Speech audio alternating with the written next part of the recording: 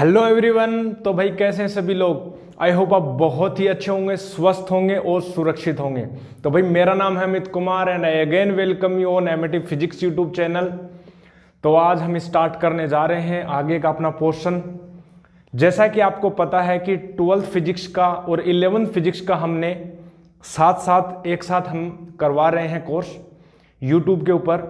और 12th physics में पहला जो चैप्टर है इलेक्ट्रोस्टैटिक फील्ड और चार्जेज वो अपना कंप्लीट हो चुका है। ठीक है, उसके रिगार्डिंग हमने कुछ न्यूमेरिकल्स भी किए थे। अभी हाल ही में जो 3 वीडियोस हमने अपलोड किए हैं तो वो अपने पास न्यूमेरिकल का पोर्शन हो गया उस चैप्टर का। ठीक है, अब आज इस लेक्चर में हम आज स्टार्ट करने जा रहे हैं नेक्स्ट चैप्टर जो होगा अपने पास इलेक्ट्रोस्टैटिक पोटेंशियल एंड कैपेसिटेंस वाला। बहुत ही इंपॉर्टेंट चैप्टर है ये चैप्टर, जो है फंडामेंटल चैप्टर बोल सकते हैं, क्योंकि ये वाला जो चैप्टर बहुत ज़्यादा कॉन्सेप्चुअल बेस्ड है। ठीक है, तो ये वाले चैप्टर को अच्छे से पढ़ना है आपको। ठीक है, प्रॉपर वे में नोट्स बनाना है जैसा कि हम बनवा रहे हैं। ठीक है, हमारी आशा यही है कि आप अच्छे से अच्छे तरीके से कॉन्सेप्चुअल अंडरस्टैंडिंग ले सकें फिजिक्स की। ठीक है, बहुत बढ़िया। तो भाई स्टार्ट करते हैं, आ जाएंगे सभी के सभी 12th फिजिक्स में। इस चैप्टर को हम अच्छे से स्टार्ट करेंगे, अच्छे से इसको करेंगे। Electrostatic potential, capacitance, potential energy क्या होता है, सब कुछ हम स्टार्ट करेंगे। ठीक है, तो भाई मेरा नाम है अमित कुमार, जैसा कि हमने बताया। स्टार्ट करते हैं इस चैप्टर को। ठीक है, बेसिक से लेके चलेंगे, जीरो से लेके एडवांस तक आपको ये बताएंगे। ठीक है, तो भाई आ जाएं, हेडिंग डालेंगे इलेक्ट्रोस्टैटिक पोटेंशियल एंड कैपेसिटेंस। ठीक है भाई, बहुत बढ़िया हेडिंग डालेंगे। ये अपने पास होगी heading electrostatic potential and capacitance. तो ये अपने पास रही हेडिंग भाई इलेक्ट्रोस्टैटिक पोटेंशियल। ये हमारे पास रही इलेक्ट्रोस्टैटिक पोटेंशियल एंड कैपेसिटेंस। अरे हिंदी में इसको बोलते हैं, ठीक है, इलेक्ट्रोस्टैटिक स्थिर वैद्युतिकी पोटेंशियल विभव, स्थिर वैद्युत विभव और धारिता। ठीक है, स्थिर वैद्युत विभव और धारिता, ये अपने पास इस चैप्टर की हेडिंग होगी। जल्दी से इस हेडिंग को नोट करेंगे भाई, ये वाली अपने पास हेडिंग रहेगी। चलिए भाई, ठीक है, एक सेकेंड। ओके, तो ये अपने पास हेडिंग रहेगी अपने पास। ठीक है, ये वाला सही है, हेडिंग डाल ली भाई इलेक्ट्रोस्टैटिक पोटेंशियल एंड कैपेसिटेंस। बहुत ही बढ़िया भाई।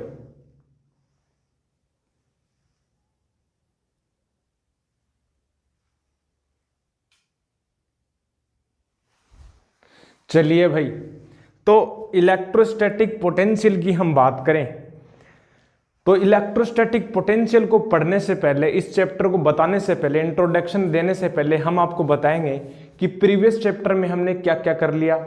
भाई इस चैप्टर को थोड़ा सा बस किक देने की जरूरत है, अदरवाइज आपको जो बेस है, जो बेस जो होता है वो हमने पहले ही बता चुके हैं फर्स्ट चैप्टर में। आधार जो है, आधारशिला हमने रख दी है। पहले चैप्टर में हमने आपको बताया कि इलेक्ट्रिक चार्ज क्या होता है, चार्जेज का जो फील्ड होता है, ठीक है, जिसको हम बोलते हैं इलेक्ट्रिक फील्ड, वो क्या होता है, उसको कैसे कैलकुलेट किया जाता है। गॉस का नियम हमने बताया, गॉसेस लॉ हमने बताया, उसकी कुछ एप्लीकेशंस भी आपको बताई। साथ ही साथ में हमने ये भी बताया कि मेथड्स ऑफ चार्जिंग क्या होती है, किसी ऑब्जेक्ट को हम कैसे चार्ज करते हैं। ठीक है, तो बहुत कुछ हमने पढ़ लिया। दोनों चार्जेज के बीच में फोर्स कैसे लगता है, कूलम्बियन जो फोर्स होता है वो क्या होता है, हमने बहुत कुछ सारा डिस्कशन ले लिया। इसमें हमने यही पढ़ना है आगे का portion electric potential and capacitance. तो इलेक्ट्रिक पोटेंशियल एंड कैपेसिटेंस को पढ़ने से पहले हम पढ़ेंगे electric potential and then capacitance. ठीक है, तो इसमें हम बात करें कि इलेक्ट्रोस्टैटिक पोटेंशियल एंड कैपेसिटेंस में जो अपनी पहली हेडिंग रहेगी वो रहेगी अपने पास इलेक्ट्रोस्टैटिक, या हम बोलें इलेक्ट्रोस्टैटिक पोटेंशियल एनर्जी। ठीक है, लिखेंगे इलेक्ट्रोस्टैटिक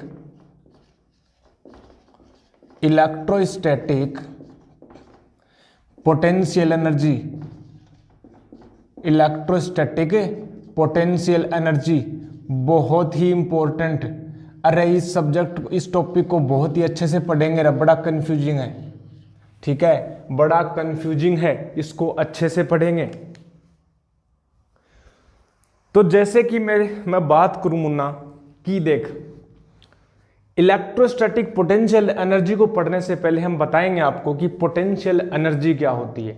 ठीक है, एनर्जी को तो पता है ना, अरे एनर्जी तो पता है ना क्या होता है। एनर्जी तो हम सीधी सी बात हम बोले कि the ability to do work, the capacity to do work, किसी भी कार्य करने की क्षमता को, किसी कार्य करने की क्षमता को या योग्यता को क्या कहते हैं, ऊर्जा कहते हैं, energy. Energy is neither created NOR be destroyed, ये तो सुना होगा ना तो ऊर्जा को उत्पन्न किया जा सकता है और ना ही नष्ट किया जा सकता है, but it can be transfer from one state to another state, from one form to another form, ये तो पता है बिल्कुल। अब बात करें कि पोटेंशियल एनर्जी क्या होती है, तो देखिए पोटेंशियल एनर्जी की हम बात करें, ठीक है, पोटेंशियल एनर्जी की हम बात करें तो देखिए सीधी सी बात हम बोलें कि पोटेंशियल एनर्जी की जो कॉन्सेप्ट है, पोटेंशियल एनर्जी की जो कॉन्सेप्ट है वो केवल और केवल कंजर्वेटिव फोर्स फील्ड या कंजर्वेटिव फील्ड्स में ही डिफाइन की जाती है। ठीक है, हम बोलें कि कंजर्वेटिव फोर्स फील्ड, वापस से हम बोलें कि कंजर्वेटिव फोर्स फील्ड के अंदर ही हम पोटेंशियल एनर्जी की कॉन्सेप्ट को हम डिफाइन करते हैं। अच्छा, ये कंजर्वेटिव फोर्स फील्ड क्या होता है? अरे वो फोर्स फील्ड जिस फील्ड के अंदर यदि किसी भी ऑब्जेक्ट को एक पॉइंट से दूसरे पॉइंट तक हम लेके जाएं तो जो हमारे द्वारा किया गया जो कार्य है वो केवल और केवल पाथ पर डिपेंड ना करे, केवल और केवल इनिशियल और फाइनल पोजीशन पर डिपेंड करे। समझे? मतलब केवल इनिशियल और फाइनल पॉइंट्स पर डिपेंड करे वो वर्क डन, वो पाथ पर डिपेंड ना करे, वो होता है कंजर्वेटिव फोर्स फील्ड। हम बात करें कि कंजर्वेटिव फील्ड क्या होता है, कंजर्वेटिव फील्ड, या हम बोले कंजर्वेटिव फोर्स फील्ड, या हम बोले कंजर्वेटिव फोर्स, या हम बोले कंजर्वेटिव फोर्स फील्ड। ठीक है, इन फील्ड्स के अंदर मान ले कि ये कोई कंजर्वेटिव फोर्स फील्ड है। ठीक है, ये कंजर्वेटिव फोर्स फील्ड है और जैसा आपको पता होगा कि हमारे पास जो ग्रेविटी का जो फोर्स होता है, ग्रेविटेशनल फोर्स, वो एक कंजर्वेटिव फोर्स फील्ड का एग्जांपल है। इलेक्ट्रिक जो फील्ड हमने किया पहले चैप्टर में, वो भी क्या है, एक कंजर्वेटिव फील्ड का एग्जांपल है। और इन फील्ड्स के अंदर, इस फील्ड के अंदर मान ले कि ये मैग्नेटिक फील्ड है रे, इस मैग्नेटिक फील्ड के अंदर यदि किसी एक पॉइंट ए से यदि किसी पॉइंट बी तक तू लेके जाए, किसको, किसी भी ऑब्जेक्ट एम मास की बॉडी को यदि तू यहां से यहां तक लेके जाए, या मैं बोलूं किसी चार्ज को या प्लस क्यू चार्ज को तू लेके जाए यहां से यहां तक, तो जो तू वर्क करेगा, या मैं बोलूं कि मैग्नेटिक फील्ड द्वारा जो वर्क करना पड़ेगा, ठीक है, यहां पर मैं इलेक्ट्रिक फील्ड ले लेता हूं क्योंकि मैग्नेटिक फील्ड तो कोई वर्क करता नहीं। यदि हम ठीक है ना, यदि हम इसको परपेंडिकुलर फ्लो करवाएं, जैसा कि हम पढ़ेंगे आगे कि ये मैग्नेटिक फील्ड की परपेंडिकुलर डायरेक्शन को शो करता है, वो बाद की बात है। हम बात कर रहे हैं कंजर्वेटिव फील्ड की। ये इलेक्ट्रिक फील्ड है।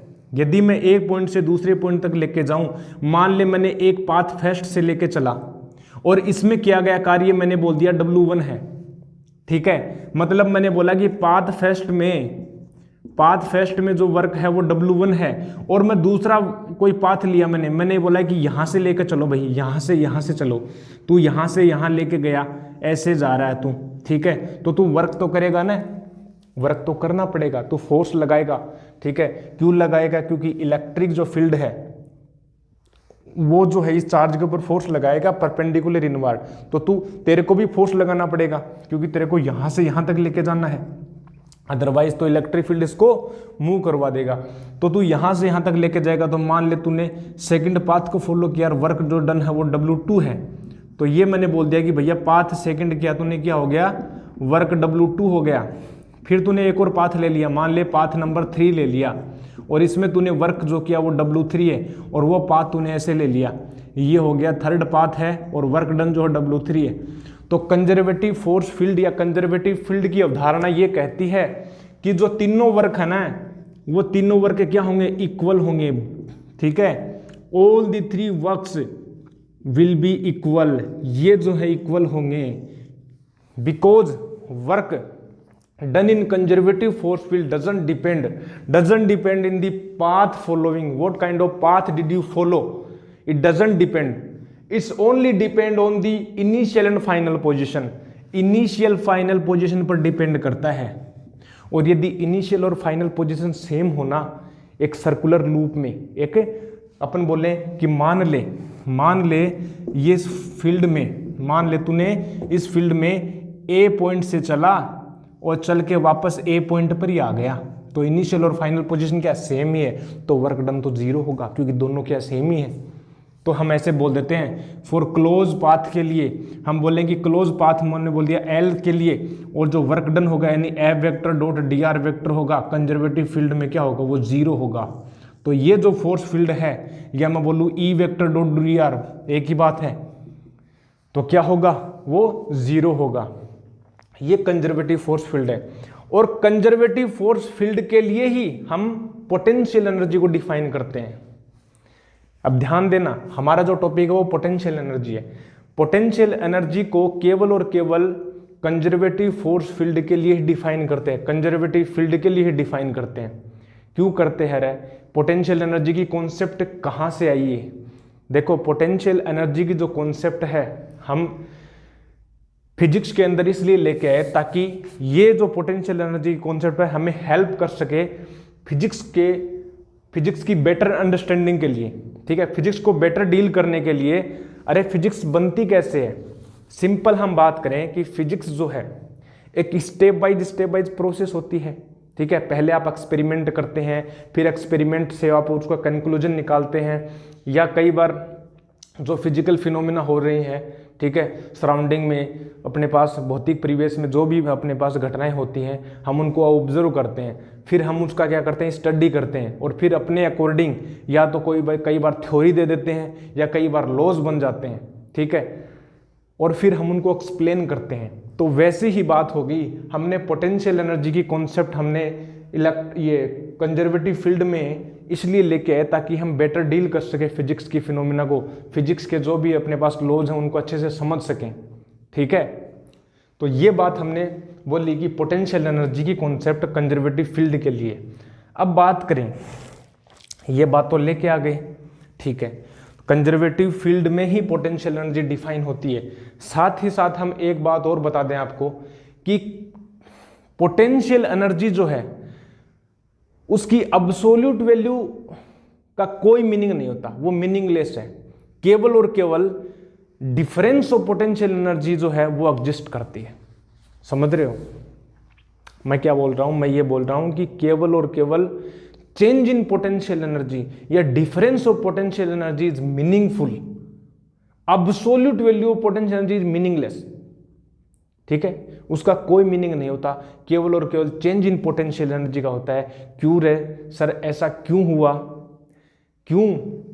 देखो, हम जो डिफाइन करते हैं पोटेंशियल एनर्जी की कॉन्सेप्ट वो इसलिए डिफाइन करते हैं, अभी हमने बताया कि फिजिकल फिनोमेना को अच्छे से बेटर डील कर सके। पोटेंशियल एनर्जी को डिफाइन हम इसलिए करते हैं, उसके डिफरेंस को हम डिफाइन इसलिए कर सकते हैं ताकि हम बेटर डील कर सके। बाकी जो फिजिकल फिनोमेना को है वो हम आगे बताएंगे कि कैसे हम डील करते हैं, कैसे हम एक रेफरेंस को सेट कर लेते हैं किसी भी पोटेंशियल एनर्जी को कैलकुलेट करने के लिए, और उस रेफरेंस के रेस्पेक्ट में हम उस पोटेंशियल एनर्जी के एब्सोल्यूट वैल्यू को डिफाइन कर देते हैं। ठीक है, वो हम आगे बात करेंगे।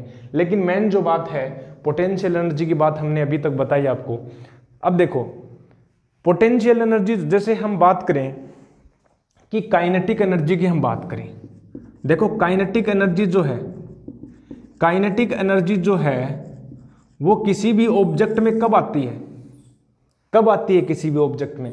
देखो, जो भी ऑब्जेक्ट मोशन में है, ठीक है, कोई भी ऑब्जेक्ट जो मोशन में है उसके पास क्या होगी? काइनेटिक एनर्जी होगी। क्या होगी, काइनेटिक एनर्जी होगी।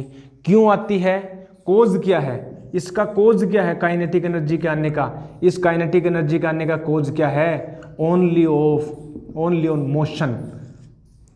केवल गति में कोई ऑब्जेक्ट है उसके पास काइनेटिक एनर्जी होगी। लेकिन पोटेंशियल एनर्जी कब होगी, आपने ये बोला सर कि पोटेंशियल एनर्जी केवल और केवल कंजर्वेटिव फील्ड के लिए अप्लाई होती है, केवल कंजर्वेटिव फील्ड में डिफाइन होती है। बिल्कुल मैंने बोला ये सत्य बात है और मैंने बोला सही बोला मैंने।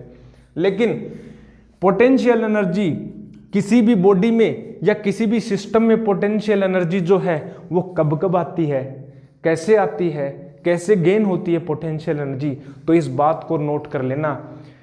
यदि किसी सिस्टम में या किसी बॉडी में या तो डिफॉर्मेशन हो या वो सिस्टम या बॉडी अपनी स्टेट को चेंज करे, मतलब अपनी पोजीशन को चेंज करे, एक पॉइंट से दूसरे पॉइंट तक डिस्प्लेस हो, या तो उसका कोऑर्डिनेट सिस्टम बदले या तो उसकी पोजीशन बदले या उस बॉडी में डिफॉर्मेशन हो, मतलब उसकी शेप में या उसकी स्ट्रक्चर में चेंज आए, तो वो जो है उस बॉडी में पोटेंशियल एनर्जी गेन हो जाती है।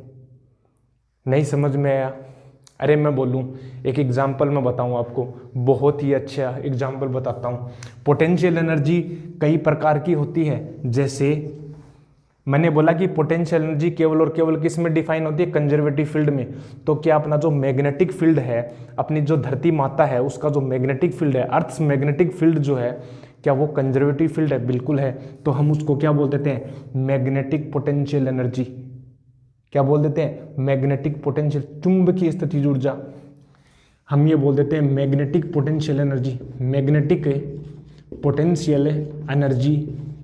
अच्छा जी, अच्छा अपना जो इलेक्ट्रिक फील्ड है वो भी एक कंजर्वेटिव फील्ड है, तो हम इसको बोल देते हैं इलेक्ट्रोस्टैटिक पोटेंशियल एनर्जी। क्या बोलते हैं, इलेक्ट्रोस्टैटिक पोटेंशियल एनर्जी।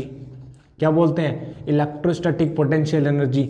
और जैसा कि हम इसको पढ़ेंगे इस चैप्टर में, अपनी हेडिंग क्या है, इलेक्ट्रोस्टैटिक पोटेंशियल एनर्जी। अच्छा जी, और बताओ सर, और ये हम बताएंगे इलास्टिक पोटेंशियल एनर्जी भी आती है। क्या आती है, इलास्टिक पोटेंशियल एनर्जी भी अपने पास एक आती है, कॉन्सेप्ट है। प्रत्यास्थ ऊर्जा, प्रत्यास्थ स्थितिज ऊर्जा, स्थिर विद्युत स्थितिज ऊर्जा, चुंबकीय स्थितिज ऊर्जा। ठीक है, ये कुछ बेसिक एग्जाम्पल है, जनरली हम डील करेंगे। अब बात करें कि सर अच्छा एक और आती है अपने पास, हम ग्रेविटेशनल पोटेंशियल एनर्जी भी जो बेटर डील हम करते हैं, ग्रेविटेशनल पोटेंशियल एनर्जी। ठीक है, ग्रेविटेशनल पोटेंशियल एनर्जी, ये भी जनरली हम देखेंगे और अभी आपको लाइव डेमोन्स्ट्रेशन करके दिखा सकता हूं इसका। कैसे सर, देखो आपको बताएं एक एग्जांपल लें, देखो ये जो चल रहा है वो नोट लगाकर बेसिक लिख लेना। ठीक है, बेसिक लिख लेना, बाद में हम लिखाएंगे। देखो मान लो ये अपने पास अर्थ है, क्या है ये अर्थ है, ये धरती माता है, ये जो है अर्थ है। ठीक है, ये क्या है, अर्थ है, जिसको हम खा चुके हैं अच्छे से, जिसको हमने खा लिया है by doing lots of consumption. भोगवाद की दुनिया हो रखी है, धरती पे जीने का माहौल ही नहीं रहा भाई। ये देखो एक बात बताऊं मैं तुमको, मैं ये बोल रहा हूं कि मान लो ये जो धरती है इसकी सरफेस है, इस सरफेस पर मान लो ये कोई बॉडी रखी हुई है, एम मास की कोई बॉडी रखी हुई है। कितने मास की, एम मास की। ठीक है, एम मास की बॉडी रखी हुई है और इसके चारों ओर क्या है, अर्थ्स मैग्नेटिक फील्ड है। क्या है इसके चारों ओर, अर्थ्स मैग्नेटिक फील्ड। ठीक है, अर्थ्स मैग्नेटिक फील्ड है और वो जो मैग्नेटिक फील्ड होता है, मैग्नेटिक जो फील्ड होता है वो कंजर्वेटिव फील्ड है और उस कंजर्वेटिव फील्ड में हम पोटेंशियल एनर्जी को डिफाइन कर सकते हैं। तो मैं पोटेंशियल एनर्जी को डिफाइन करूंगा। ठीक है, कैसे सर, मैंने अभी भी बताया कि जब भी किसी भी सिस्टम या बॉडी की शेप चेंज हो, स्ट्रक्चर चेंज हो या उसकी लोकेशन चेंज हो, उसका कोऑर्डिनेट चेंज हो, तो उसके पास पोटेंशियल एनर्जी आ जाती है। उसके पास क्या आ जाती है, पोटेंशियल एनर्जी आ जाती है। अब यहाँ पर अपने पास अर्थ का मैग्नेटिक फील्ड, चुंबकीय क्षेत्र है, उसके अंदर हम करेंगे तो उसको हम बोलेंगे ग्रेविटेशनल पोटेंशियल एनर्जी।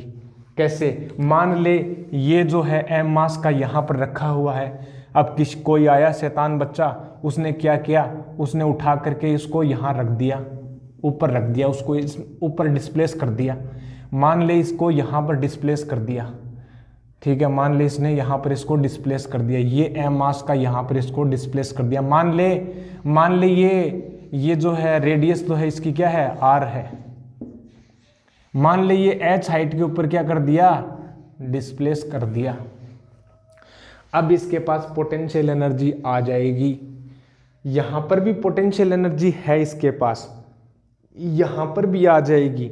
लेकिन मैं बात बताऊं, अभी हमने एक बात बताई थी आपको कि पोटेंशियल एनर्जी की अब्सोल्यूट जो वैल्यू है वो मीनिंगलेस होती है, केवल और केवल डिफरेंस मैटर करता है। तो हम पता है हम क्या करेंगे, जब हम बात करेंगे पोटेंशियल एनर्जी की, तो हम एक रेफरेंस को सेट कर लेंगे कि भैया ये रेफरेंस हमने सेट कर लिया, इसके बेस के ऊपर हम बताएंगे कि यहाँ पर पोटेंशियल एनर्जी क्या है यहाँ पर। जैसे मैं बात करूँ कि मान ले यहाँ पर पोटेंशियल एनर्जी U1 है, पोटेंशियल एनर्जी को किससे दिखाते हैं, U से, तो U1 हो गई, यहाँ पर मान ले U2 हो गई, तो देखो U2 माइनस U1 बराबर हो जाएगी अपने पास mgh। अब पोटेंशियल एनर्जी को रेफरेंस सेट करने के लिए यहाँ पर हम क्या कर लेते हैं, 0 मान लेते हैं, ये हम इसको क्या बोल देते हैं, ये रेफरेंस पॉइंट हम बोल देते हैं। और रेफरेंस पॉइंट को हम ऐसे सेट करते हैं कि वहाँ पर पोटेंशियल एनर्जी क्या हो जाए, 0। तो अब्सोल्यूट वैल्यू हम डिफाइन कर देते हैं mgh। ये हम आगे बताएंगे अच्छे से, ये हम अच्छे से बताएंगे। कहीं तुम सोचो ये सर क्या हो रहा है, समझ में नहीं आ रहा। देखो मेरा मेन मोटिव इसको समझाने का ये था कि मैंने देखो इसकी लोकेशन चेंज कर दी, तो इसके पास कौन सी एनर्जी आ गई, ग्रेविटेशनल पोटेंशियल एनर्जी आ गई। ऐसे ही मैं लोकेशन चेंज करूंगा, ऐसे ही मैं उसकी कई बार बॉडी की स्ट्रक्चर चेंज होती है। जैसे एग्जांपल बताएं, मान लो ये आपके पास कोई स्टैंड है और इस स्टैंड से जो है एक क्या रखा हुआ है, हाँ स्प्रिंग की बात कर लें भैया, स्प्रिंग की बात कर लेते हैं, चलो बहुत बढ़िया। ये मैंने बोल दी इसे एक स्प्रिंग रखी हुई है, ठीक है, और तुमने इसको पकड़ करके खींचा, ठीक है, तुमने इसको पकड़ करके खींचा। मान ले इसके पास इसकी जो आइडियल लेंथ है वो L0 है, तूने इसको खींच लिया और खींच कर तूने क्या किया, इसको इलोंगेट कर लिया, इलोंगेट करके तू यहाँ तक ले आया, इलोंगेशन इसके पास अक्स आ गया, मान ले अक्स मीटर तक तूने क्या किया, इसको इलोंगेट कर दिया और यहाँ तक ले आया। अब इसके पास पोटेंशियल एनर्जी आ गई। क्यों आ गई सर, मैंने अभी भी बताया, जब भी किसी ऑब्जेक्ट की शेप, साइज या उसकी लोकेशन को चेंज करेगा तो उसके पास पोटेंशियल एनर्जी आ जाएगी। और यहाँ पर वही तो हो रहा है, तूने उस स्प्रिंग को खींच लिया, अरे उसको डिफॉर्मेशन कर दिया, तूने उस स्प्रिंग को तूने डिफॉर्म कर दिया, ठीक है, उसकी शेप को तूने क्या कर दिया, चेंज कर दिया। और वो जो चेंज है किस फील्ड में, किस फोर्स के अंदर हुआ, वो इलास्टिक फोर्स के अंदर हुआ। और elastic force is a conservative force in nature. तो यहां पर इलास्टिक फोर्स लगता है kx, जो अपने पास क्या होता है, कंजर्वेटिव फोर्स होता है। तो ऐसा सा सीन हमने बनाया, ये पोटेंशियल एनर्जी की हमने बात बताई, ठीक है, पोटेंशियल एनर्जी की बात हमने बताई। वो पोटेंशियल एनर्जी जो हम इलेक्ट्रिक फील्ड के अंदर करेंगे, इलेक्ट्रिक फील्ड में हम क्या करेंगे वो भी हम बताएंगे अच्छे से, ठीक है। ये हमने थोड़ा सा इंट्रोडक्शन दिया, बाकी पोटेंशियल एनर्जी की कॉन्सेप्ट और भी अच्छे से बताएंगे जब अपन पोटेंशियल को पढ़ेंगे, ठीक है।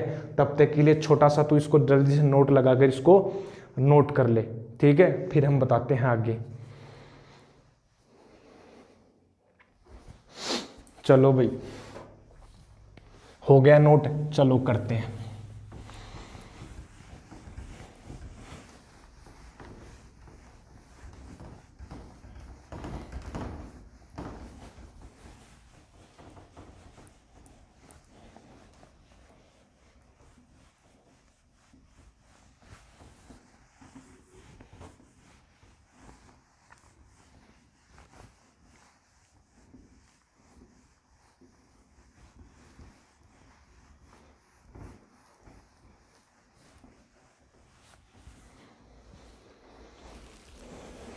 तो देखो भाई, अभी हमने आपको बताया कि पोटेंशियल एनर्जी की क्या कॉन्सेप्ट है, ठीक है। अब देखें, एक बात बताएं आपको, अभी हमने बताया कि जब भी किसी कंजर्वेटिव फील्ड के अंदर आप काम करोगे, काम तो करोगे, काम तो हर व्यक्ति करता है, अभी मैं भी काम कर रहा हूं, आप भी काम कर रहे हैं पढ़ने का।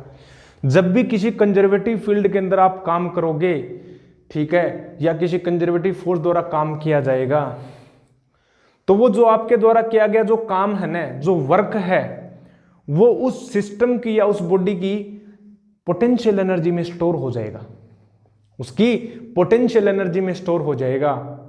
समझ रहे हो? उसकी पोटेंशियल एनर्जी में स्टोर हो जाएगा वो आपके द्वारा जो किया गया वर्क है। ये बहुत ही खूबसूरत बात है, बहुत ही इंपॉर्टेंट बात है, बहुत ही शानदार बात है कि जब भी हम किसी वर्क करेंगे, जब भी हम किसी भी बॉडी या सिस्टम पर वर्क करेंगे कंजर्वेटिव फील्ड के अंदर, वो जो अपने द्वारा किया जो वर्क है वो उसकी पोटेंशियल एनर्जी में स्टोर हो जाता है, बशर्ते कोई नॉन कंजर्वेटिव फोर्स नहीं होना चाहिए, कोई नॉन कंजर्वेटिव फोर्स नहीं होना चाहिए, अदरवाइज वो नहीं होगा। एनर्जी में क्या हो जाएगा? लेस हो जाएगा, एनर्जी लेस हो जाएगी, एनर्जी का लॉस हो जाएगा, एनर्जी हमें कम मिलेगी। समझ रहे हो? कैसे सर? जैसे मैं बात करूं, अभी अभी मेरे पास एक स्प्रिंग थी, उस स्प्रिंग के ऊपर मैंने वर्क किया, ठीक है, तो जो वर्क किया, वर्क करने के बाद में उसके पास पोटेंशियल एनर्जी आ गई और जो वर्क है वो एनर्जी में कन्वर्ट हो गया। क्या सर वर्क एनर्जी में कन्वर्ट हो सकता है? बिल्कुल हो सकता है। जैसा कि आपको पता होगा, पहले इस चैप्टर से पहले हमने यूनिट पढ़ाई थी, वर्क और एनर्जी की जो डायमेंशनल फॉर्मूला वो सेम है, उसकी यूनिट सेम है, वर्क की यूनिट भी जूल है और एनर्जी की यूनिट भी जूल है। और अपने पास यूनिट सिस्टम ये कहता है जब भी किसी दो फिजिकल क्वांटिटी की यूनिट यदि सेम हो तो उनकी जो आइडियोलॉजी है, जो उसका जो बेसिक कोर मीनिंग जो है, उनका जो फिजिकल मीनिंग है वो भी सेम ही रहता है। जब भी किन्हीं दो फिजिकल क्वांटिटीज की यूनिट सेम है तो उनका जो फिजिकल मीनिंग है वो भी सेम रहता है। तभी हमारे द्वारा किया गया जो वर्क वो एनर्जी में कन्वर्ट हो जाता है, एनर्जी वर्क में, वर्क एनर्जी कार्य, ऊर्जा ऊर्जा कार्य, ठीक है। और हम पढ़े भी गए वर्क एनर्जी थ्योरम, इस बात पर हम पढ़े भी गए। तो हमने बोला कि पहली बात हमें इलेक्ट्रोस्टैटिक पोटेंशियल एनर्जी पढ़ना है, लेकिन उससे पहले हम 2-3 बात लिखेंगे, ठीक है। लिखो, as we no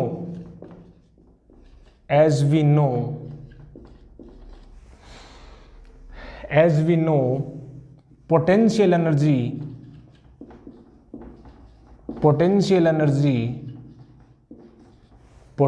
energy is defined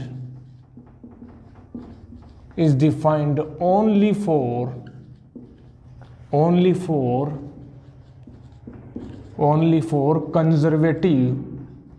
conservative fields। सही बात है। हम जानते हैं कि पोटेंशियल एनर्जी जो है केवल और केवल कंजर्वेटिव फील्ड्स के लिए डिफाइन की जाती है। सही बात है, ठीक है। आगे हम बात करें, इट इज, देखो, it is gained by any system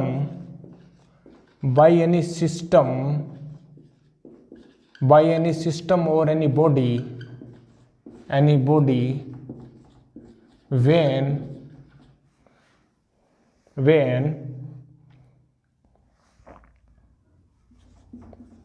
some external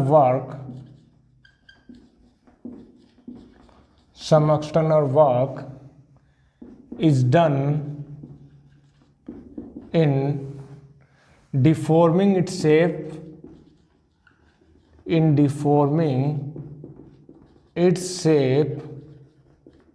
or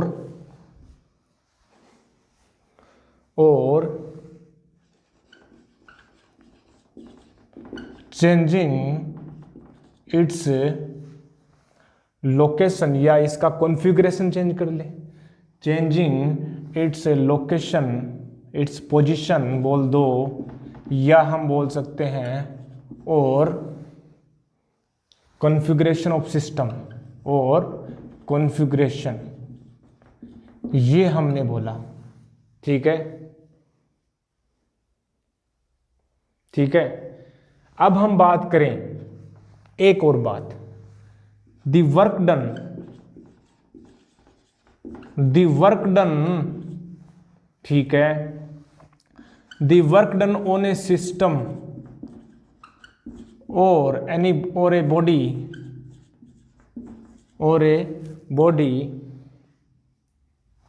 in any conservative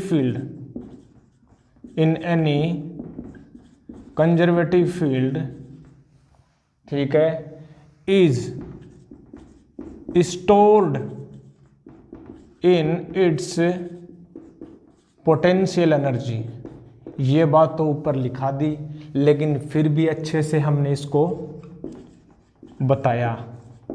एक और बात, ये हमने बात बताई, ठीक है, बहुत ही बढ़िया बात बता दी सर। अब देखो आगे हम बात करें, ठीक है, केवल और केवल पोटेंशियल एनर्जी की एब्सोल्यूट वैल्यू नहीं डिफाइन होती, केवल और केवल change of potential energy define होता है, ठीक है, ये बात भी सही है। तो हम लिख सकते हैं एब्सोल्यूट देयर इज नो ठीक है, एब्सोल्यूट वैल्यू हम लिख सकते हैं, देखो एब्सोल्यूट वैल्यू ऑफ पोटेंशियल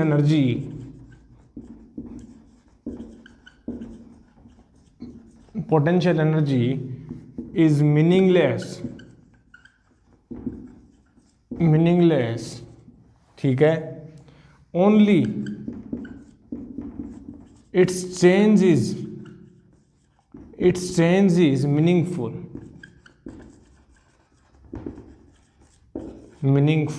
ठीक है, ये बात भी हमने देख ली।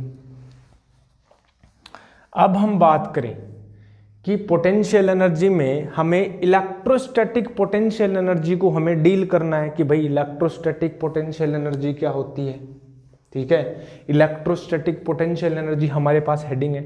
तो देखो इलेक्ट्रोस्टैटिक पोटेंशियल एनर्जी को हम बात करें तो सिंपल यहां पर क्या हो जाएगा, इलेक्ट्रिक फील्ड के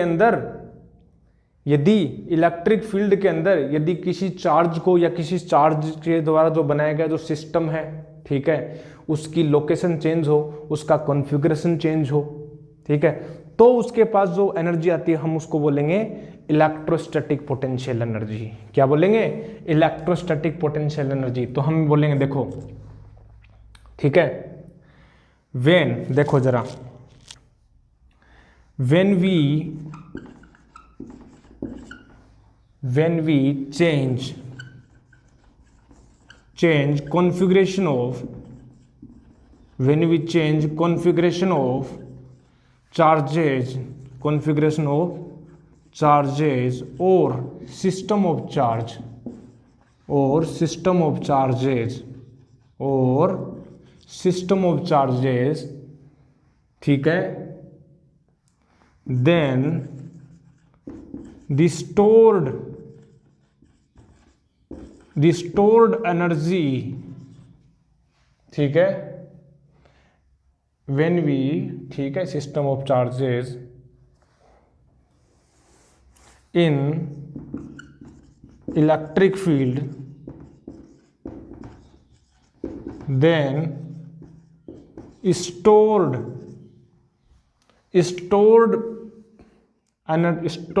potential energy will be electrostatic potential energy. क्या होगी, उसको हम क्या बोलेंगे, इलेक्ट्रोस्टैटिक पोटेंशियल एनर्जी। क्या बोलेंगे भाई, इलेक्ट्रोस्टैटिक पोटेंशियल एनर्जी। बहुत बढ़िया। और इलेक्ट्रोस्टैटिक पोटेंशियल एनर्जी को जैसा कि हमने बताया, किसी भी एनर्जी को एक स्टेट से, एक फॉर्म से दूसरी फॉर्म में हम कन्वर्ट कर सकते हैं, बिल्कुल कर सकते हैं। तो क्या इसको भी कर सकते हैं, बिल्कुल कर सकते हैं। पोटेंशियल एनर्जी को हम काइनेटिक एनर्जी में कन्वर्ट कर सकते हैं, पोटेंशियल एनर्जी को हम मैकेनिकल एनर्जी में कन्वर्ट कहीं से भी कर सकते हैं भाई, हीट एनर्जी में भी कन्वर्ट कर सकते हैं। जैसा कि अपने पास जो हीट इंजन है वो क्या करता है, अरे वो हीट एनर्जी को मैकेनिकल एनर्जी में कन्वर्ट करता है। तो क्या हम मैकेनिकल एनर्जी को हीट एनर्जी में नहीं कन्वर्ट कर सकते क्या, बिल्कुल कर सकते हैं। तो वो हम कर सकते हैं बिल्कुल, और हम करेंगे भी, ठीक है। अब हम बात करें, देखो ये हमने बोला इलेक्ट्रोस्टैटिक पोटेंशियल एनर्जी, ये थोड़ा बहुत जनरल इंट्रोडक्शन हुआ। अब हम एक एग्जांपल लेके चलते हैं। हम क्या करते हैं कि इलेक्ट्रोस्टैटिक पोटेंशियल एनर्जी किसी एक चार्जेज के सिस्टम के लिए कैलकुलेट करें। हम दो चार्जेस लेंगे, उनको उनका सिस्टम बनाएंगे और उसकी पोटेंशियल एनर्जी को कैलकुलेट करेंगे। करेंगे कि नहीं करेंगे? साथ साथ करोगे दोनों? बिल्कुल, हम दोनों साथ साथ करेंगे, तुम और मैं, हम साथ साथ करेंगे। पहले इसको लिखना, जल्दी से इसको लिखेंगे भाई।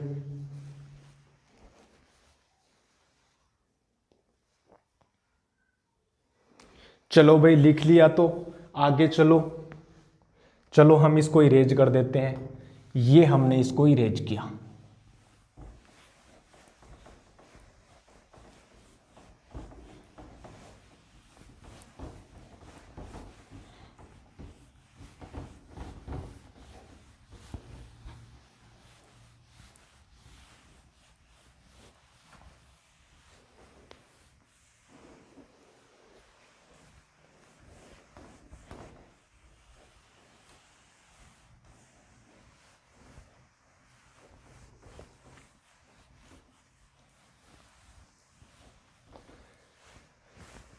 चलो भाई आ जाओ। और हमारी जो हेडिंग होगी वो होगी इलेक्ट्रोस्टैटिक पोटेंशियल एनर्जी फॉर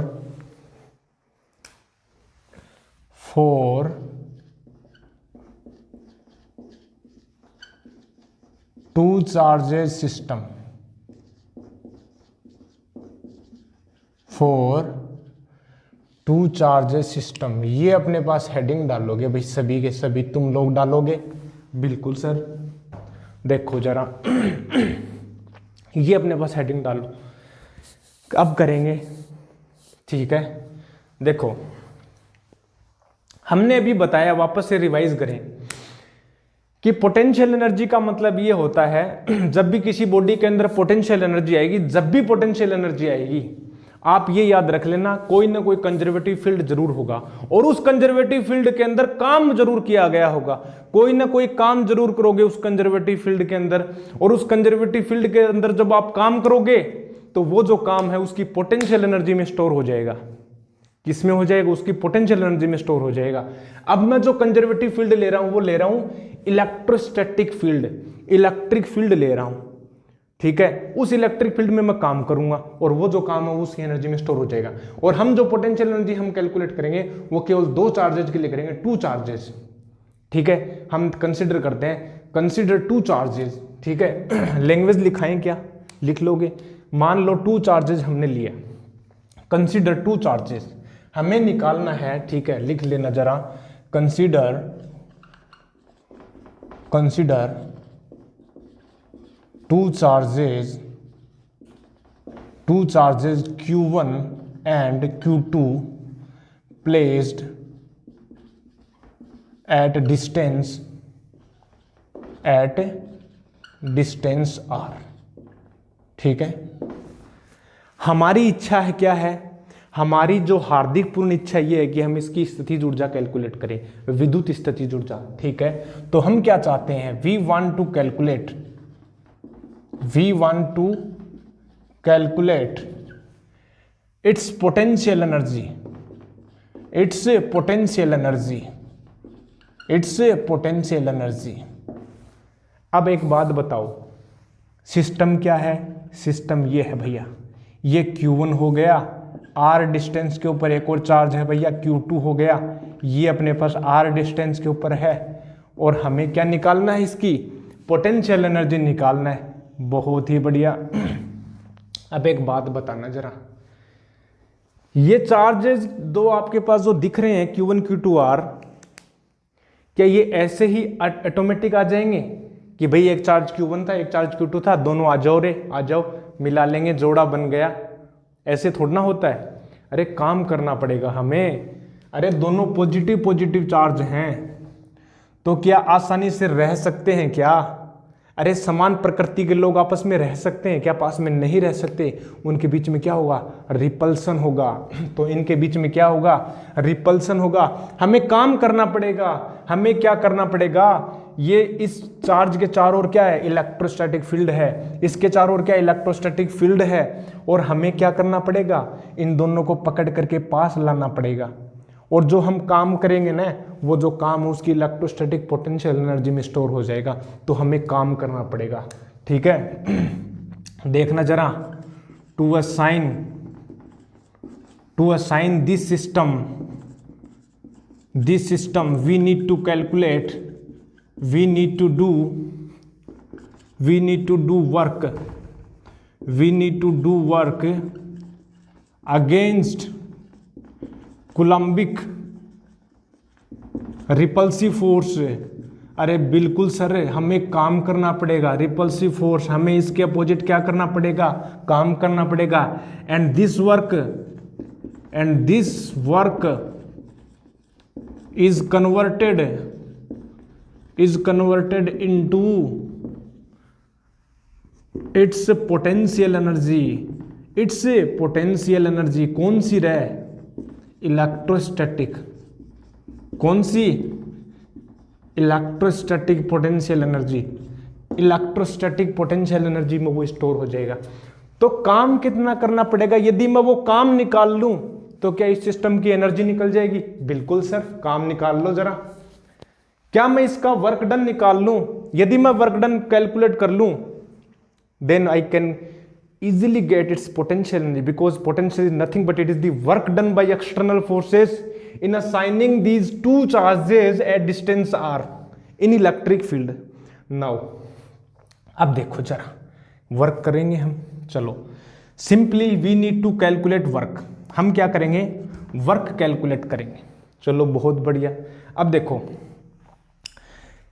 ठीक है, हम क्या करते हैं, किसी चार्ज, ये जो चार्ज है, ठीक है, we need to calculate work, ठीक है, वी कैलकुलेट वर्क, ठीक है, वी कैलकुलेट वर्क, ठीक है, and this work will be it's stored potential energy, it's stored potential energy. अब हमें वर्क करना पड़ेगा। वर्क कैसे करना पड़ेगा, देखो जरा, वर्क कैसे करना पड़ेगा रे? अरे वर्क कैसे करना पड़ेगा सर?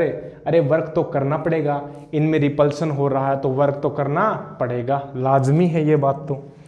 तो हम क्या करते हैं, हम वर्क कैलकुलेट करेंगे। अब देखो जरा, मैंने बोला कि ये एक चार्ज है Q1, क्या है, Q1 चार्ज है सर, और क्या है, इसको मैंने फिक्स्ड कर दिया। क्या कर दिया मैंने, इसको फिक्स्ड कर दिया, पकड़ लिया इसको। अब मैं क्या कर रहा हूं, मेरे को ये सिस्टम बनाना है, मेरे को क्या बनाना है, ये सिस्टम बनाना है। इसको फिक्स कर दिया, मैं Q2 को पकड़कर इसके पास लेके आऊंगा। अरे पकड़कर इसको लेके आऊंगा, अरे कैसे लेके आऊं, मैं यहां से लेके आऊं या यहां से? मैंने अभी भी बोला, कंजर्वेटिव फोर्स में जो वर्क डन है ना, वो doesn't depend on the path followed. किस पाथ को आप फॉलो कर रहे हो वर्क को परफॉर्म करने के लिए, ये उस पर डिपेंड नहीं करता। तो किसी भी डायरेक्शन से लेके आओ, अरे ऐसे लेके आओ, ऐसे लेके आओ, तुम्हारे कहीं से भी लेके आओ, दिल्ली से लेके आओ, जयपुर से लेके आओ, कहीं से भी लेके आओ, ठीक है, सही है, कहीं से भी लेके आओ, doesn't matter, but you need to assign, you need to locate this Q2 charge at distance r to calculate the potential energy। now देखो जरा, मैं मान लो लेके आ रहा हूं, मैं इतनी दूर से इस चार्ज को लेके आऊंगा कि जहां पर इसकी रीच न हो, इसकी पहुंच न हो, इसका जो इलेक्ट्रिक फील्ड है वो जीरो हो जाए। और जहां इसका इलेक्ट्रिक फील्ड जीरो हो जाएगा तो क्या वहां पर वर्क करना पड़ेगा? नहीं करना पड़ेगा। तो वहां पर क्या होगा, वर्क डन जीरो, तो वहां पर पोटेंशियल एनर्जी भी क्या होगी, जीरो। हम वो लोकेशन लेंगे स्टार्टिंग Q2 को वहां से लेके आएंगे जहां पर इसकी रीच नहीं हो, इसका इलेक्ट्रिक फील्ड जीरो हो, तो इनफाइनाइट बोलते हैं उसको। क्या बोलते हैं? इनफाइनाइट बोलते हैं। तो हम ये बोलते हैं कि भैया यहाँ से जो है ना, आप इनफाइनाइट से लेके आ रहे हो, ये भैया इनफाइनाइट है, जहां पर इसका इलेक्ट्रिक फील्ड क्या है, इलेक्ट्रिक फील्ड जीरो है। इलेक्ट्रिक फील्ड जीरो है तो पोटेंशियल एनर्जी क्या होगी इसकी, यहाँ पर पोटेंशियल एनर्जी क्या होगी, जीरो। मैं यहाँ से लेकर आ रहा हूँ इसको, मैं यहाँ से लेकर आ रहा हूँ इस Q2 चार्ज को, ये मेरे पास Q2 है भैया, यहाँ पर से मैं लेके आ रहा हूँ। मेरे को कहाँ तक लेके आना है, मेरे को यहाँ तक लेके आना, देखो यहाँ से यहां से आर डिस्टेंस पर लेके आना है मेरे को। कहां तक लेके आना है? आर डिस्टेंस पर लेके आना है। मैंने बोल दिया ये आर डिस्टेंस है, इसको वेक्टर भी मैंने बोल दिया। ये अपने पास ओरिजिन है, रेफरेंस है। अब देखना जरा, इसमें Q2 को जब मैं यहां से लेके आऊंगा, लेके आ रहा हूं पकड़ करके लेके आऊंगा, ऐसे तो आएगा नहीं है, पकड़ के लेके आना पड़ेगा, क्योंकि ये इसको कह रहा है कि मत आना, भाग जा तू, लेकिन मैं पकड़ के लेके आऊंगा इसको। क्यों? क्योंकि मुझे तो ये सिस्टम बनाना है। चलो बहुत बढ़िया।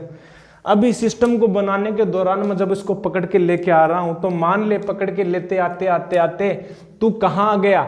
मान ले तू यहां आ गया, अक्स डिस्टेंस पर आ गया। कहां आ गया? तू अक्स डिस्टेंस पर आ गया, तू यहां आ गया, ये प्लस Q2 चार्ज है, यहां पर आ गया।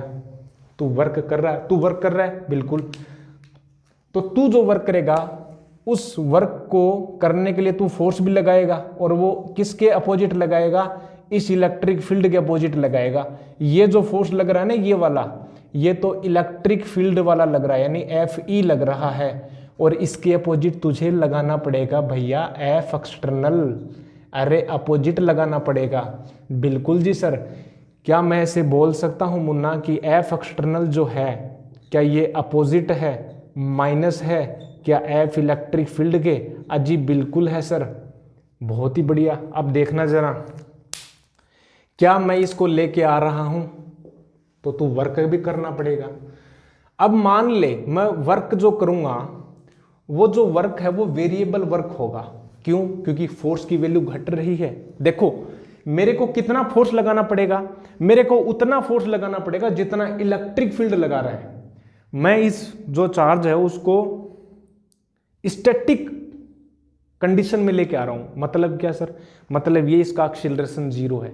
एक्सीलरेशन 0 है मतलब नेट फोर्स 0 है। हम क्या कहना चाह रहे हैं कि इसका एक्सटर्नल जो फोर्स है और इलेक्ट्रिक फील्ड जो है वो हर एक पॉइंट पर क्या है? बराबर है। ये वाला फोर्स बराबर है। तो फोर्स जब बराबर है तो क्या है? एज ए कॉन्स्टेंट वेलोसिटी से आएगा, एकदम धीमी वेलोसिटी से आएगा, धीरे धीरे स्टैटिक कंडीशन में आएगा। तभी तो इलेक्ट्रिक फील्ड और एक्सटर्नल फोर्स बराबर होंगे, और तभी पोटेंशियल एनर्जी कैलकुलेट कर सकते हैं, अदरवाइज तो गड़बड़ हो जाएगी। अरे भैया एक्सटर्नल फोर्स में लगा के लेके आ रहा हूं, मेरे द्वारा जो किया गया जो वर्क है, मैंने जो फोर्स लगाया वो कंजर्वेटिव थोड़ी ना है। मेरे द्वारा जो लगाया गया फोर्स कंजर्वेटिव नहीं है। कंजर्वेटिव फोर्स है कौन सा? वो इलेक्ट्रिक फोर्स है। तो यदि मैं इतना फोर्स लगा दूं कि इलेक्ट्रिक फोर्स एक्सटर्नल फोर्स दोनों बराबर रहें, तो क्या मेरे द्वारा किया गया जो वर्क है, मेरे द्वारा लगाया गया जो फोर्स है, क्या उसको भी मैं कंजर्वेटिव अज्यूम कर सकता हूं? क्योंकि दोनों बराबर ही हैं।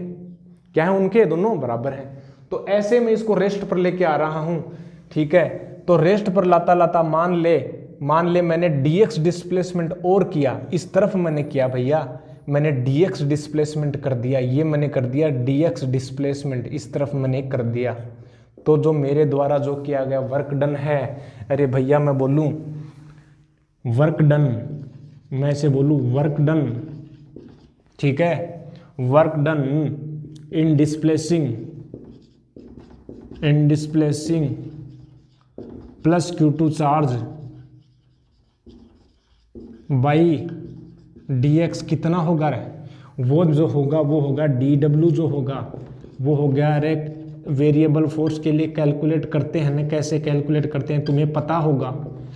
क्या मैं इसको Fe भी लिख सकता हूं? नेगेटिव है। चलो बहुत बढ़िया बात हो गई, बहुत ही बढ़िया भाई, शानदार, मजा आ गया, वाजी वाह। अब मेरे को तो टोटल वर्क डन निकालना है, कहां से कहां तक? और इनफाइनाइट से r तक निकालना है। तो मैं इंटीग्रेशन कर दूंगा, क्योंकि क्या है ये वेरिएबल फोर्स है। नाउ टोटल वर्क डन हमें निकालना है, टोटल वर्क डन, ठीक है, in carrying charge plus Q2 at distance r, अरे r पर लेने में किया गया जो वर्क हमें निकालना है, तो क्या मैं इंटीग्रेशन कर दूंगा? वाजिब सर। तो मैंने इंटीग्रेशन कर दिया, तो ये हो गया F external vector dot dx vector, और ये हो गया इनफाइनाइट से, अरे r हो गया। वाजिब सर। अब एक बात बताना जरा, ये इनफाइनाइट से क्या हो गया, इनफाइनाइट से क्या हो गया, आर हो गया। क्या मैं इसे बोल दूं कि एफ एक्सटर्नल भी इसी तरफ है और डी एक्स वेक्टर भी इसी तरफ है, क्या एंगल 0 डिग्री है? बिल्कुल सर। अच्छा एक बात बताना जरा, एफ एक्सटर्नल और डी एक्स के बीच में एंगल कितना है, 0 डिग्री है। चलो ठीक है, समझ में आ गया। लेकिन एक बात तूने नोटिस नहीं की, तूने ये नहीं नोटिस की कि जो डी एक्स वैक्टर है ना वो नेगेटिव लिया जाएगा। क्यों? क्योंकि देखो डी एक्स जो वेक्टर है ना वो इस एक अक्ष वेक्टर के, ये वाला जो यहाँ से हम रेफरेंस ले रहे हैं उस अक्ष वेक्टर क्या क्या क्या है, अपोजिट है। और हमारी जो ये जो डायरेक्शन है वो क्या है, पॉजिटिव है। और इस डायरेक्शन में जो है ना अक्ष घट रहा है, क्या है, अक्ष घट रहा है। तो क्या मैं इसे बोल सकता हूँ कि डी एक्स जो वेक्टर है, क्या मैं इसे बोल दूँ कि माइनस डी एक्स अक्षकेप है? अजी वाह सर, बहुत बढ़िया। तो क्या मैं माइनस लगा दूं? बिल्कुल लगाना पड़ेगा, माइनस के बिना काम नहीं चलेगा। तो क्या माइनस से इनफाइनाइट से आर हो गया। और इस फोर्स की वैल्यू मैंने कूलम्बिक फोर्स मैंने बताया है, उसका मैग्नीट्यूड कैसे कैलकुलेट करता है, के Q1 Q2 अक्ष डिस्टेंस पर है तो अक्ष स्क्वायर, और यहाँ पर क्या हो गया डी एक्स। वाजी वाह सर। तो क्या माइनस का के Q1 Q2 मैं बाहर ले लेता हूँ और 1/x स्क्वायर क्या माइनस 1/x हो जाएगा। और लिमिट में लगा दूंगा माइनस इनफाइनाइट से क्या लगा दूंगा मैं, आर तक लगा दूंगा। तो ये हो गया के Q1 Q2 और यहाँ पर हो गया 1/x, प्लस से प्लस कैंसिल, तो यहाँ पर हो गया 1/r माइनस 1/इनफाइनाइट, और 1/इनफाइनाइट तो कितना हो जाएगा 0। तो क्या आ गया जो वर्क है वो कितना हो गया, ये हो गया r, के Q1 Q2 r। और ये जो वर्क जो डन है, ये किया गया जो वर्क है वो इस सिस्टम की पोटेंशियल एनर्जी में स्टोर हो जाएगा। तो मैं क्या ऐसा बोल सकता हूँ, this work done is stored in potential energy of the system, in potential energy of the system। अरे वाह सर। तो क्या मैं ऐसे बोल दूं ये पोटेंशियल एनर्जी कितनी होगी, के Q1 Q2/r। और ये पोटेंशियल एनर्जी अब्सोल्यूट है क्या? बिल्कुल जी सर है। क्यों अब्सोल्यूट नहीं है, ये चेंज इन पोटेंशियल एनर्जी है। बट जो चेंज है वो वहाँ पर 0 ले लिया, उस 0 के रेस्पेक्ट में मैंने r डिस्टेंस पर हमने कैलकुलेट कर ली। ये पोटेंशियल एनर्जी आ गई दो चार्जेस की जब Q1 Q2 चार्ज है। समझ गया? अरे आया क्या समझ में? वाह सर, मज़ा आ गया, आ गया। चलो अब एक बात बताओ मेरे को, क्या ये पोटेंशियल एनर्जी आ गई? यदि मैं चार्ज नेगेटिव लेता तो, यदि Q2 चार्ज नेगेटिव होता, यदि ऐसा होता, कुछ ऐसा होता तो कैसा होता? अरे ऐसा होता तो कैसा होता, ऐसा होता तो ऐसा होता। देखो कैसा होता, इफ द चार्ज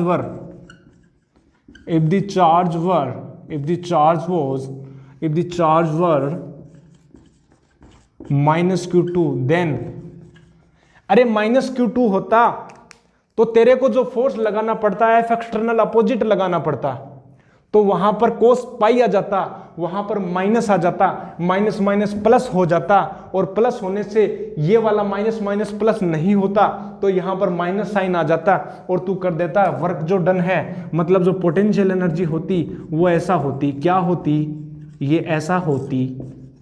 ऐसा होती भैया, ये वाला ऐसा होती, कुछ ऐसा दिखता, तुम्हें ऐसा दिखता।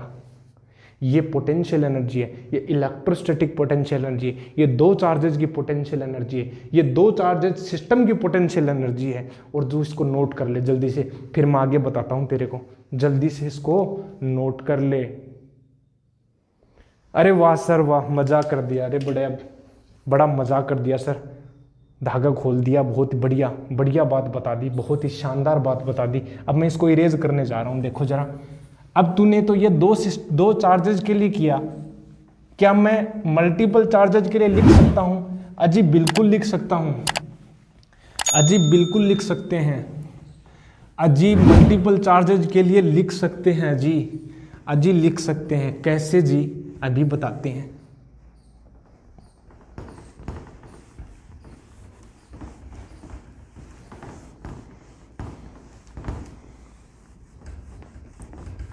ये बहुत ज़्यादा स्टिकी है यार, ये इंक जो है वो बहुत ज़्यादा स्टिकी है, ये इरेज नहीं होती। पता नहीं ये बोर्ड का मिस्टेक है क्या है। अब एक बात बताना, किसी की भी मिस्टेक हो, अब एक बात बताओ, इसको नोट कर लेना जल्दी से। अब हम एक बात करते हैं, यदि ये 2 चार्जेज ना होते, मान लो 3 चार्जेज होते तो कैसा होता। मान ले ये 3 चार्जेज होते तो कैसा होता, देखो जरा।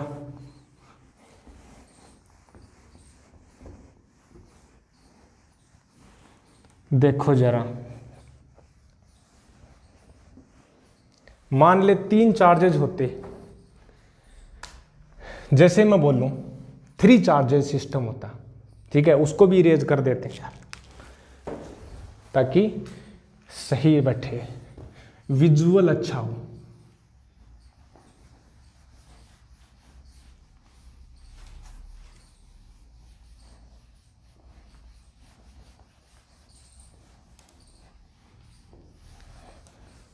अब सपोज कर 3 चार्ज होते, ठीक है, एनर्जी फॉर 3 चार्जेस सिस्टम क्या होता।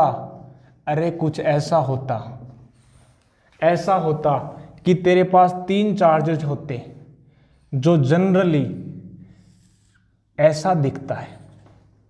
कैसा दिखता है, ऐसा दिखता है। प्लस Q1 हो गया, ये हो गया, प्लस Q2 हो गया, ये हो गया, प्लस Q3 हो गया, ठीक है। तू इसको पहले लेके आए इनफाइनाइट से, तूने यहां तक लेके आ गया, फिर तू उसको लेके आया इनफाइनाइट से, और फिर तू इसको लेके आया इनफाइनाइट से, आया लेके। ये जो डिस्टेंस है वो मान ले R12 है, ये वाली जो डिस्टेंस है वो मान ले R23 है, ये वाली डिस्टेंस है वो R13 है, मान ले। मानने में क्या जाता है। अब देखना जरा, जब तू कोई भी चार्ज नहीं इसको लेके आएगा तो इसको लेके आने में कोई वर्क नहीं करना पड़ेगा, ये ऑटोमेटिक आ जाएगा, कोई वर्क नहीं करना पड़ेगा, क्योंकि कोई एक्सटर्नल फोर्स ही नहीं है। एक्सटर्नल फोर्स के अपोजिट वर्क करे, सॉरी कंजर्वेटिव फोर्स फील्ड के अपोजिट जब तू वर्क करता है वही तो एनर्जी में स्टोर होता है। क्या इसके पास कोई अलग से क्या कंजर्वेटिव फोर्स फील्ड नहीं है, तो इस पर वर्क नहीं करना पड़ेगा। तो मैं ऐसे बोल सकता हूं कि जो W1 है, मतलब जो U1 है वो 0 होगा, लेकिन पता है W2 0 नहीं होगा। यदि Q2 को लेके आएगा तो तेरे को वर्क करना पड़ेगा Q2 Q3 Q1 को लेके आ जाए, चल कोई बात नहीं, Q2 को लेके आए तो Q1 Q2 अपॉन R12, लेकिन जब तू 3 को लेके आएगा, मतलब ये हो गया U2, और जब तू 3 को लेके आएगा तो दोनों के लिए अपोजिट तेरे को काम करना पड़ेगा, यानी तेरे पास करना पड़ेगा Q1 Q3 अपॉन R13, और प्लस यहाँ पर करना पड़ेगा Q2 Q3 अपॉन R23, ये होगा, और ये जो हो गई U3 होगी। तो पोटेंशियल एनर्जी क्या है, ऐड कर सकते हैं। ऊर्जा जो है वो अदिश राशि होती है, तो अदिश राशि होती है तो हम क्या बोलेंगे भैया, टोटल जो हो गई, क्या हो गई, टोटल जो हो गई, यानी U टोटल जो हो गई, पोटेंशियल एनर्जी जो हो गई वो आ गया भैया Q1 Q2 अपॉन R12 हो गया, वाह sir, Q1 Q3 upon R13 हो गया, वाह sir, plus Q2 Q3 upon R23 हो गया। चलो बहुत बढ़िया, ये हमने बात बताई। अब एक बात बताऊं, ठीक है, कितनी टर्म बनी, 3 टर्म बनी। क्या मैं इसके लिए एक फॉर्मूला लिख दूं, अरे NC2 बोल दूं, factorial n upon factorial 2 upon factorial n-2 करके देखो जरा, आता है क्या। 3C2 को लो सोल्व, फैक्टोरियल 3 फैक्टोरियल 2 और फैक्टोरियल 1 हो गया, तो क्या 3 टर्म आ गई। वैसे ही तू n करेगा तो NC2 टर्म आ जाएंगी। अब यदि मान ले फॉर n चार्जेस होता, फॉर n चार्जेस सिस्टम, यदि तेरे पास n चार्जेस सिस्टम होता तो कुछ ऐसा होता। कैसा होता, ऐसा होता, देखो जरा तेरे पास होता है Q1 Q2 upon R12 plus Q1 Q3 होता, Q1 Q3 अपॉन R13 होता, और पता नहीं कितनी टर्म होती। बहुत ज़्यादा टर्म होती यानी NC2 टर्म होती। ठीक है, सोल्व कर ले इसको, आगे सोल्व कर सकता है। n into n minus one और फैक्टोरियल n माइनस टू से factorial n minus two cut जाएगी और ये हो गया फैक्टोरियल 2, तो तेरे पास बचेगी n into n minus one by two terms बचेगी। ये टर्म बचती तेरे पास जब तू इसको सोल्व करेगा, या इसको जनरल फॉर्म में लिख देते हैं। जनरल फॉर्म में हम ये लिखेंगे भैया k Q I Q J upon R I J. ठीक है, जितने भी जोड़े बनते हैं, जितने भी पेयर्स बनते हैं, ये हो जाएगा। अच्छा, क्या मैं इसको ऐसे लिख सकता हूँ n चार्जेज के लिए, क्या i is equal to 1 to n हो गया, j is equal to 1 to n हो गया। ठीक है, सही है, बहुत बढ़िया, ऐसे लिख लो। और साथ ही साथ में i और j दोनों इक्वल नहीं होने चाहिए, क्योंकि यहां पर देखो 2 के साथ खुद के साथ पोटेंशियल एनर्जी नहीं होती। क्या नहीं होती? खुद के साथ नहीं होती। तो हम ऐसे बोल सकते हैं कि i not equal to j है, i not equal to j है। लेकिन एक बात आपने मिस कर दी, देखो इस फॉर्मूले को बनाने में हमने i को 1 से n तक वेरी किया, j को 1 से n तक वेरी किया, कर दिया, यानी 1 2 3 2 3 1 ऐसे हो गया। लेकिन एक बात देखो, i को हमने 1 कर दिया और j को हमने 2 कर दिया। लेकिन इस एनालॉजी में एक बात अंदर से अंदर निहित ये है, इसके साथ हम ये भी तो हो सकता है कि 1 को 2 हो जाए, ये 1 हो जाए। क्या ये दो टर्म्स नहीं हो जाएंगे क्या? अगर अपन इस फॉर्मूले को लिखें तो ये दो एक्स्ट्रा टर्म हो गई। लेकिन हमारे इस फॉर्मूले में क्या 2 1 और 1 2 दो बार है क्या? नहीं है। तो ये तो दो एक्स्ट्रा टर्म आ गई, उसको कम करने के लिए, उसको एक करने के लिए पता है हम 1/2 से डिवाइड कर देंगे। इसको क्या कर देंगे? 1/2 से डिवाइड कर देंगे। तो तुम्हारी बुक्स में यदि लिखा हो ना 1/2, तो डर मत जाना, ये वाली अप्रोच कर रखी है उसने। ठीक है, ये k की जगह 1/4 पाई एप्सिलॉन नॉट कर सकते हैं, 1/8 एप्सिलॉन नॉट हो जाएगा। अरे कुछ भी कर दे आगे, ये हो गया summation i equal to 1 to n कर दे, j equal to 1 to n कर दे, i not equal to j कर दे, और यहाँ पर पता है क्या हो जाएगा? Q I Q J upon R I J आ गया। ये n टर्म्स के लिए आ गया फॉर्मूला, नोट कर लेना इसको जल्दी से। ये वाला जो हमने बताया, ये पोटेंशियल एनर्जी की बात बताई। ये किसके लिए पोटेंशियल एनर्जी हमने बताई? ये दो सिस्टम ऑफ चार्जेज के लिए हमने पोटेंशियल एनर्जी बताई, और दो से ज़्यादा यदि चार्जेज हो उसके लिए पोटेंशियल एनर्जी का फॉर्मूला हमने ड्राइव करवाया आपको। ठीक है, आगे हम बात करेंगे अपना इलेक्ट्रोस्टैटिक पोटेंशियल के ऊपर, और फिर पोटेंशियल के आगे हम और भी बात करेंगे पोटेंशियल डिफरेंस, लेकिन वो बात आज नहीं करेंगे, वो नेक्स्ट एपिसोड में करेंगे। ठीक है, तो आज के लिए इतना ही रखते हैं। तो मैं आपसे मिलता हूँ नेक्स्ट लेक्चर में। तब तक के लिए क्या करना भाई? Stay healthy and stay happy and keep doing study, keep taking liquid diet. Thank you very much.